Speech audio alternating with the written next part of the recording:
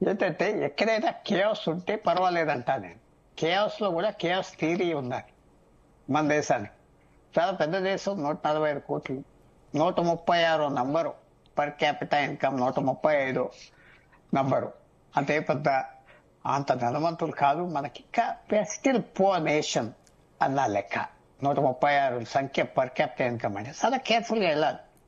మనకి మన నేబర్హుడ్ లో చాలా ఇబ్బందులు ఉన్నాయి. రెజ్యూమ్ చేంజ్ అవుతుందంటే చెప్పలేము.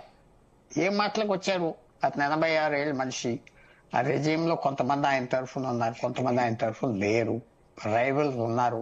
రైవల్స్ బయటకు వస్తారా, వాళ్ళతో ఏమైనా మాట్లాడారా, సంభాషణ జరిగినా మనకి ఇంకా తెలియదు. ఎందుకంటే చాలా సీక్రెటివ్ గా ఇరాన్ గవర్నమెంట్ పనిచేస్తుంది, వాళ్ళ లోపల జరిగేది. కానీ నేను అనుకుంటున్నా ఇదో సీరియస్ వార్.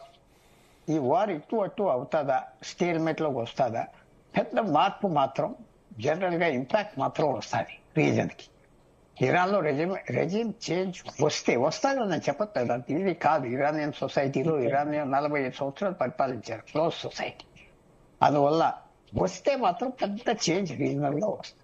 రాకపోయినా ఈ వార్ ఎలాగ ఆఖరైపోతుంది, ఎలాగ ఎండ్ అవుతుంది, ఎవరు అందరూ కలిసి పీస్ చేస్తారా, ఎవరో దేశం తగ్గిపోతుందా చెప్పలేము. ఎందుకంటే ఇరాన్ ఎంత సీరియస్ గా వెళ్తాది యుద్ధం మీద. అలాగే ఎయిర్ క్రాఫ్ట్ క్యారియర్స్ అన్ని తీసుకొచ్చి పెట్టారు. వాళ్ళు ఏమైనా బాంబు చేయగలిగితే ట్రంప్ ఎలా రియాక్ట్ అవుతాడు? పారిపోతాడా డ్యామేజ్ కి? లేకపోతే ట్రంప్ కూడా యుద్ధం కావాలి కానీ ఎవరు చావకూడదు, రక్తం చూడకూడదు, అది కూడా ఉన్నది. సో ఇవన్నీ చాలా హై అనాలిసిస్ చేసి వాళ్ళందరూ దిగుతున్నారు. కానీ ఈ వార్ మొదల నుంచి నేను చెప్పేది ఏంటంటే ఎవరు ప్రిడిక్ట్ చేయలేం. ఏ పక్కన వెళ్తాది, ఎలాగెళ్తాది, ఏ ఫోర్సెస్ వస్తాయి, ఎవరు జాయిన్ అవుతారు. రష్యా జాయిన్ అవుతుందా, అవసరమా, వాళ్ళకి అవసరం లేదేమో, చైనాకి చూడాలి. ఇంకా క్లారిటీ అనేది ఎంతవరకు. ఇది కోరియోగ్రాఫ్ట్ వార్ అంటారు. కోరియోగ్రాఫ్ట్ అంటే కొన్ని రోజులు యుద్ధం చేద్దాం, మనుషులు. పుల్లారావు గారు, ప్రస్తుతం ఈ యుద్ధ వాతావరణానికంటే, ఈ యుద్ధానికంటే ముందుగా కొన్ని చర్చలు అయితే నడిచినటువంటి పరిస్థితి. ఒకసారి మనం చర్చల గురించి మాట్లాడుకుంటే, ఏ చర్చ అయినా, ఏ బిజినెస్ అయినా సరే, రెండు వైపులా కొంత అనుకూలంగా ఉంటే ఎవరో ఒకరు కొద్దో గొప్ప తగ్గితే ఆ చర్చలు సఫలీకృతం అవుతాయి. కాకపోతే ఈ చర్చలు కనుక మనం చూసుకుంటే, అఫ్ కోర్స్ ఈ బాంబుకు సంబంధించినటువంటి వ్యవహారంలో మీరు వెనక తగ్గాలన్నారు. దానికి సంబంధించి అణు చర్చలు అయితే మేము జరుపుతామని ఇరాన్ కూడా ముందుకు వచ్చింది కదా.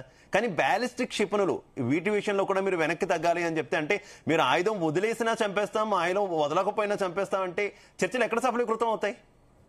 అంటే ఎవరు, ఇదంతా నెగోషియేషన్స్. ఎక్కడ మిడిల్ లైన్ వస్తుంది, ఎవరు చేస్తారు ఇంకా మనం చెప్పలేం.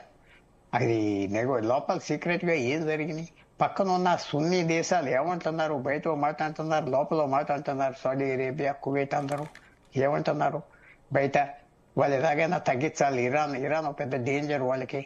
నేను అసలు ఇందాక మీకు చెప్పాను అనుకుంటా, రాజులు ఏంటి, ఆయిల్ అంతా వాళ్ళదా, లేకపోతే మస్జిద్, హోలీ మస్జిద్, వాళ్ళ పెద్ద డిస్కషన్స్ ఉన్నాయి.